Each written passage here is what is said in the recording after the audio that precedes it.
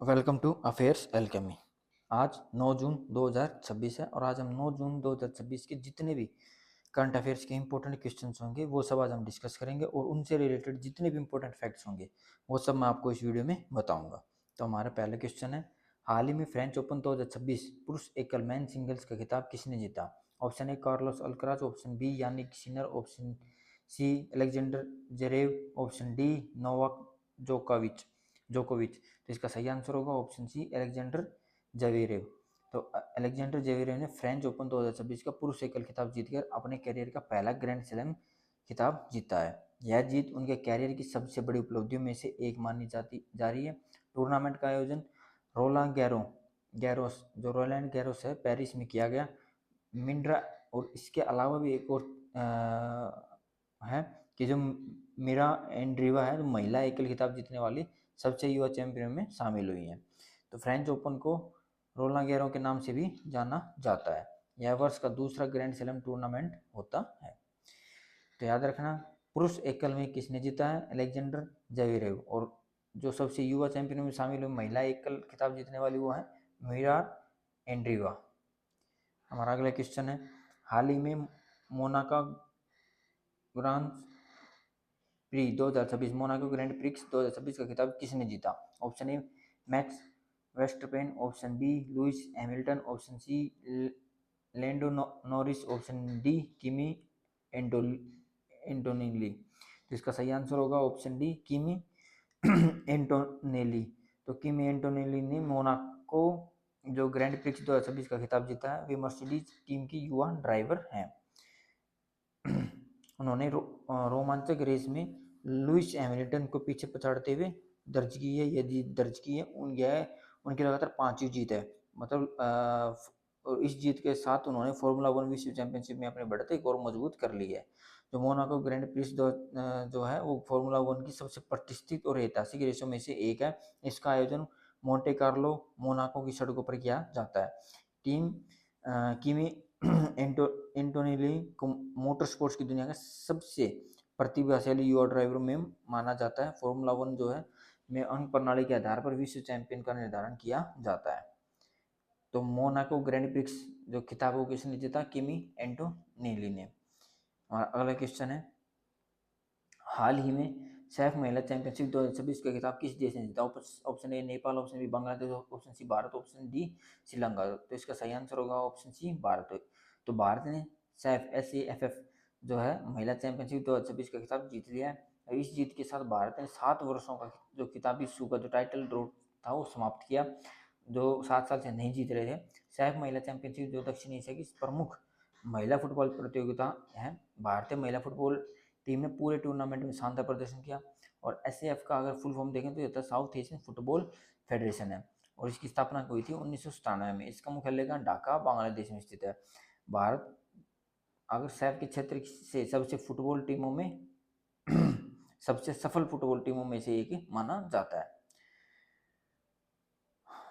हमारा अगला क्वेश्चन है, हाल ही में पुरुष अंडर 18 एशिया कप 2026 का खिताब किस देश ने जीता? Option A Japan, option B दक्षिण Korea, option C Bharat, option D Pakistan. तो इसका सही आंसर होगा ऑप्शन सी भारत। तो भारत ने पुरुष मेंस अंडर 18 एशिया कप 2026 जीता है। फाइनल में भारत ने मेजबान जापान को 4-1 से हराया।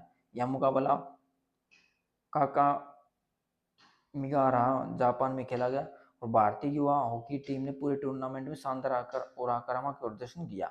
इस जीत के साथ भारत एशिया का चैंपियन बना। अंडर 18 एशिया कप जो है एशिया की प्रमुख जूनियर हॉकी प्रतियोगिताओं में से एक है।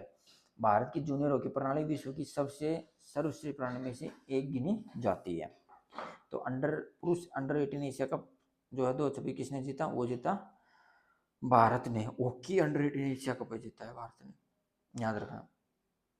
हमारा अगला क्वेश्चन है, विश्व महासागर दिवस वर्ल्ड ओशन डे कब मनाया जाता है? ऑप्शन ए 5 जून, ऑप्शन बी 6 जून, ऑप्शन सी 7 जून, ऑप्शन डी 8 जून। तो इसका सही आंसर होगा ऑप्शन डी 8 जून। तो विश्व महासागर दिवस जो प्रतिवर्ष 8 जून को मनाया जाता है।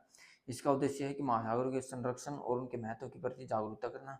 महासागर जो ओशन जो है पृथ्वी की जलवायु को नियंत्रित करते हैं, जैव विविधता को बनाए रखने और मानव जीवन को सहारा देने में महत्वपूर्ण भूमिका निभाते हैं। तो वर्ष 2026 में जो है वर्ल्ड ओशन डे मनाया गया उसकी थीम क्या थी? उसकी थीम थी reimagine beyond the world we know a new relationship with our ocean. विश्व महासागर दिवस जो है अवधारणा पहले बार 1992 में अर्थ समिट रियो डी जेनेरो में प्रस्तुत की गई। संयुक्त राष्ट्र ने 2008 में इसे आधिकारिक रूप से मान्यता दी। महासागर जो है पृथ्वी की सतह से लगभग 71% को कवर करते हैं। ओशन जो है महासागर विश्व की लगभग 50% ऑक्सीजन के उत्पादन में योगदान देते हैं। महासागर वैश्विक कार्बन डाइऑक्साइड का बड़ा हिस्सा अवशोषित कर जलवायु परिवर्तन और को नियंत्रित करने में मदद करते हैं। हमारा अगला क्वेश्चन है, NFHS के अनुसार भारत में सबसे कम प्रजनन दर फर्टिलिटी रेट किस केंद्र शासित प्रदेश में दर्ज की गई? Option A Lakshadweep, option B Chandigarh, option C Puducherry, option D Andaman and Nicobar द्वीप समूह। तो इसका सही आंसर होगा option D Andaman and Nicobar एवं निकोबार द्वीप समूह। तो राष्ट्रीय परिवार स्वास्थ्य संरक्षण 6 जो है NFHS के अनुसार अंडमान और निकोबार द्वीप समूह में जो भारत की सबसे कम प्रजनन दर जो है वो दर्ज की गई। यहाँ कुल प्रजनन दर जो है केवल 0.9 दर्ज की गई है। यह प्रतिस्थापन स्तर रिप्लेसमेंट लेवल जो है 2.1 से काफ़ी कम है। कम प्रजनन दर भविष्य में जनसंख्या वृद्धि में कमी और वृद्ध आबादी में वृद्धि के संकेत देती है। TFR मतलब टोटल फर्टिलिटी जो रेट है किसी महिला द्वारा अपने जीवन काल में जन्म दिए गए वाले बच्चों की औसत संख्या को दर्शाती है। तो 2.1 को प्रतिस्थापन स्तर माना जाता है जहाँ एक पीढ़ी स्वयं को जनसंख्या के रूप में बनाए रख सकती है। बहुत कम प्रजनन दर से वृद्धाजन आबादी जो है उसका अनुपात बढ़ जाता है। तो सबसे कम फर्टिलिटी रेट कहाँ है? वो है अंडमान एंड निकोबार द्वीप समूह। हमारा अगला क्वेश्चन है, हाल ही में आयुष्मान भारत प्रधानमंत्री जन आरोग्य योजना PMJ लागू करने वाला 36वां राज्य केंद्र शासित प्रदेश कौन बना है? Option A Odisha, option B Paschim Bengal, option C Telangana, option D Punjab. तो इसका सही आंसर होगा ऑप्शन बी पश्चिम बंगाल। तो पश्चिम बंगाल जो आयुष्मान भारत प्रधानमंत्री जो जन आरोग्य योजना लागू करने वाला 36वां राज्य बना है। PMJ भारत की सबसे बड़ी सार्वजनिक वित्त पोषित स्वास्थ्य बीमा योजना है। इस योजना का उद्देश्य आर्थिक रूप से कमजोर परिवारों को गुणवत्तापूर्ण स्वास्थ्य सेवा उपलब्ध कराना। आयुष्मान भारत की योजना की शुरुआत 23 सितंबर 2018 को की गई थी। इसके तहत क्या है कि 5 लाख रुपए तक का स्वास्थ्य बीमा जो है वो फ्री होगा। और योजना का संचालन राष्ट्रीय स्वास्थ्य प्राधिकरण द्वारा किया जाता है। यह दुनिया की सबसे बड़ी सरकारी स्वास्थ्य बीमा योजनाओं में से एक है। हमारा अगला क्वेश्चन है, हाल ही में राष्ट्रीय ई गवर्नेंस पुरस्कार 2026 में सिल्वर अवार्ड किस प्लेटफॉर्म को प्राप्त हुआ? Option A E course, option B E Samiksha, option सी ई जागृति, ऑप्शन डी DG लॉकर। तो इसका सही आंसर होगा ऑप्शन सी ई जागृति। जो ई जागृति है प्लेटफॉर्म जो है उसको राष्ट्रीय ई गवर्नेंस पुरस्कार 2026 में सिल्वर अवार्ड प्राप्त हुआ है। यह उपभोक्ता मामले विभाग डिपार्टमेंट ऑफ कंज्यूमर अफेयर्स की एक प्रमुख डिजिटल पहल है। यह एक सक्षम AI सक्षम प्लेटफॉर्म है। यह जो है एक AI सक्षम प्लेटफॉर्म है। इसके माध्यम से 2 लाख से अधिक उपभोक्ता मामलों को निपटारा किया जा चुका है। प्लेटफॉर्म की निपटान दर जो है वह 90.75% है।